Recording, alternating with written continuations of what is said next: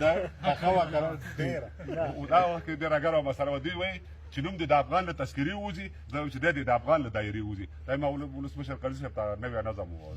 البته د جګړې سبا به دې چوپړ ته راشي طالبان د جګړې.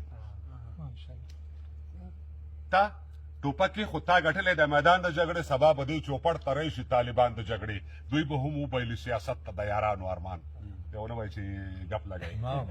دا ټوپکې خو تا ګټلی د میدان د جګړې، سبا به دې چوپړ ته راشي طالبان د جګړې. دوی به هم وبایلي سیاست ته د یارانو ارمان. تر شا به پرېږدي د لکونو شهیدانو ارمان.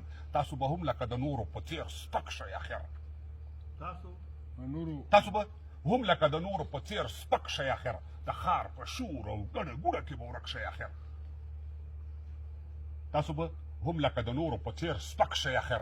د ښار په شور او ګڼه ګوڼه کې به ورک شئ اخر. تا به خوشحال کا څو شرطونه به په واک کې درکړي، د جنوب څو ولایتونه به په واک کې درکړي. انګور درکوي، انګور درکوي، خو د انګور تاک په لاس نه درکوي. او ولې د ټول افغانستان واک په لاس نه درکوي؟ د وینې تاریخ پړه به په اوږو یوسئ. پام د 40 کالو جګړه به په اوږو یوسئ. هر قدم دام دی لوم اول دی. ته خبرې که نه په دې کې هم د رقیب چل دی. ته خبرې که نه که تر قیامته پورې دغه تماشا ختمه شي.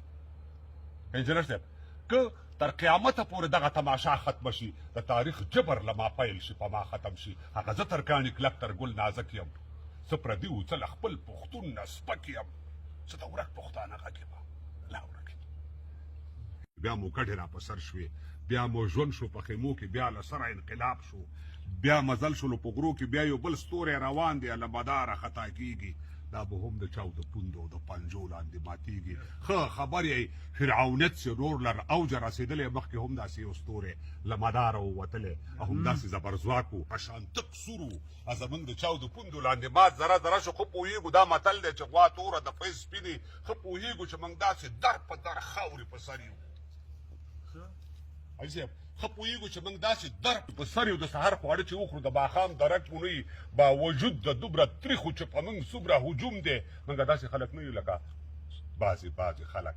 خو ګوره یو خبره واورئ چې راتګ دلته اسان دی، بېرته ستګ به وي. بیا داسې دا سردرد به بیا سرطان شي. لا تر اوسه مې په شعر کې قسم خوړلی نه دی، خو قسم په لا یزال شي، خو قسم په لا زوال شي. دومره وینې به چې تویې په دې دښتو او میرو کې چې چکړې به شي جوړې لکه خټې د باران شي.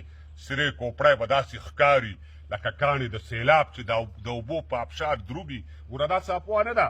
او سلې به مو تر اوجه څنګه نه رسي سرکوزیه چې زمونږ د خاورو خټو بوڅلي کورونه وران شي، او یا زمونږ د ډیوې سپینه رڼا موږ نه څوک تروړي. موږ مجبور یو چې محل نه زموږ د کلي کنډر جوړ کړو او د رڼا د رڼاګانو برجونو نه رانسکور کړو. ای د عرش خاموش استنو، تاسو ولې نه لړزېږئ؟ تاسو ولې نه خبرېږئ؟ دا زمونږ ساړه اهونه، دا په موږ باندې ظلمونه، دا زمونږ فریادونه د دې ځمکې لوی مالک ته، د چتونو لوی خالق ته. ستا په ځمکه موږ ته وایي چې له دې ځمکې نه وځئ، نو موږ کومې خواته لاړ شو؟ او ستا نوم یې پر ځان ایښی دې ثاني فرعونیت ته. موسی په کار دی او سلیم و نور تر اوجه رسېدلي ذوالجلاله.